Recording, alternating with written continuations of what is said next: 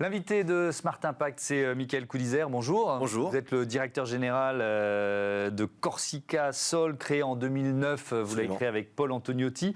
Votre métier, c'est quoi? Producteur d'énergie? Absolument. Producteur et stockage d'énergie. Ouais. Voilà, parce qu'on ne fait pas que produire, on la stocke pour donner l'énergie au réseau quand on en a vraiment besoin. Ouais. Et alors, vous produisez quoi? Essentiellement du solaire, Corsica Sol? C'est ça, exactement. Bien vu. On est parti de Corse en faisant du solaire, donc c'est ce qu'on continue à faire. On produit essentiellement de l'énergie solaire avec des panneaux, comme on imagine. Et la particularité, c'est que nous, depuis 10 ans, cette énergie, on ne fait pas que la stocker et la déverser dans le réseau, mais avant la déverser dans le réseau, souvent, on la stocke pour la déverser au bon moment. Par exemple, on la stocke en plein après-midi pour la déverser sur le réseau à la pointe du soir, quand les Corses, par exemple, rentrent chez eux et ont besoin d'électricité. Ça c'est vraiment une évolution du métier de producteur d'énergie, notamment d'énergie solaire. C'est-à-dire que plus vous grandissez, plus vous intégrez un réseau où il faut cette souplesse. C'est ça, exactement. Toutes les énergies intermittentes, le vent, le solaire, en particulier, elles produisent quand les éléments sont là. Et la conso, elle vit au rythme de l'humain. Et donc, quand il y a très très peu de solaire, bon, c'est pas grave, mais quand la part du solaire devient significative dans le réseau, là, il faut commencer à être intelligent. Donc, effectivement, c'est ce qu'on commence à voir sur la plaque européenne. Le solaire représente maintenant 10-12% en France, mais ce 10-12%, nous, en Corse, on l'a atteint il y a 10 ans. Donc, depuis 10 ans, on fait du solaire et du stockage d'énergie. Donc, ça, c'est vraiment une tendance de fond, c'est que tous les pays d'Europe, continentale, pour intégrer de plus en plus de renouvelables, sont en train de favoriser des projets, de faire émerger des projets de stockage d'énergie pour la stocker quand il y a beaucoup de vent et la déstocker le soir. Ça veut dire que ce que vous faites en Corse depuis plus d'une décennie, vous le faites ailleurs aujourd'hui? Absolument, absolument, c'est ça, effectivement. Alors Corsica Sol, on n'est pas très connu, normal, à l'échelle nationale, mais dans le domaine du stockage d'énergie, vu qu'on en fait depuis 10 ans, on est parmi les leaders européens. Donc on a inauguré une des plus grandes centrales européennes qui était la plus grande il y a 2 ans quand on l'a inaugurée en Belgique. Et actuellement, on se développe dans beaucoup de pays européens. Nous sommes en train de construire 2 centrales en Estonie, aux confins de l'Europe. Et on développe des projets en Italie, en Pologne, en République tchèque et bien sûr en France continentale. Et alors, ce qui est intéressant dans l'anticipation, c'est que finalement, il y a des leçons de ce qui se passe en Corse qu'on peut tirer au niveau national. Vous me racontiez juste avant que l'interview démarre qu'il y a une logique d'heure creuse. C'est ça. Comment ça marche en Corse aujourd'hui? Oui, exactement. Aujourd'hui, les heures creuses sont décalées l'après-midi. Là où il y a beaucoup de soleil et souvent aussi les coups de vent. Parce que jusqu'à présent, les heures creuses étaient calquées sur le modèle de la France continentale, heures creuses de nuit. Sauf qu'en Corse, oui, c'était du fioul. Donc du coup, on incitait les gens à chauffer leur eau, à travers leur eau chaude, à partir de fioul.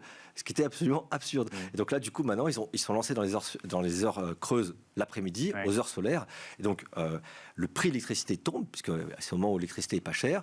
Et puis, le poids carbone de l'électricité en Corse tombe aussi, puisqu'on chauffe notre eau dans nos chauffe-eau à partir d'énergie solaire. C'est quand même mieux. Et c'est sans doute ce qui va se mettre en place aussi sur tout le territoire national. Il y a aussi les projets autour de l'hydrogène. Alors, est-ce que vous avez encore, je dis encore parce que l'hydrogène n'est pas le secteur qui a le plus le vent en poupe aujourd'hui, la conviction que ça peut devenir stratégique dans le modèle énergétique européen? Alors oui, moi je pense qu'à l'échelle de l'humanité, l'humanité a globalement très bien vécu avec l'énergie solaire. On a une petite parenthèse un petit peu avec du pétrole et maintenant un petit peu avec du nucléaire. Mais globalement, un monde 100% solaire est totalement envisageable. Et dans ce monde-là, il faudra des moyens de stocker cette énergie. Donc là, aujourd'hui, on le fait très bien avec des batteries. Les batteries qu'on trouve dans les véhicules électriques, c'est très industriel, ça marche bien, c'est très efficace, c'est pas très cher. Mais quand on va vouloir stocker sur une saison, stocker l'été pour déstocker l'hiver, là, il faudra des moyens de stockage beaucoup plus importants. Et l'hydrogène, c'est beau. On part de l'eau, on revient à l'eau. Donc c'est quand même beau. Alors aujourd'hui, c'est très cher, mais c'est beau. Et moi, je crois vraiment qu'en termes d'ingénierie, quand une chose est belle et évidente, elle trouvera son chemin économique d'une manière ou d'une autre. Parce que si on regarde les chiffres sur le développement de la filière, 2024, capacité de production d'hydrogène par électrolyse en France, c'était 35 MW. On est quand même... On est au tout début d'une aventure industrielle. Qu'est-ce qui manque? Manque de visibilité, des réglementations plus claires, qu'est-ce qui vous manque? Oui, c'est ça. Il faut effectivement une vision très long-termiste, ça c'est pas évident à voir.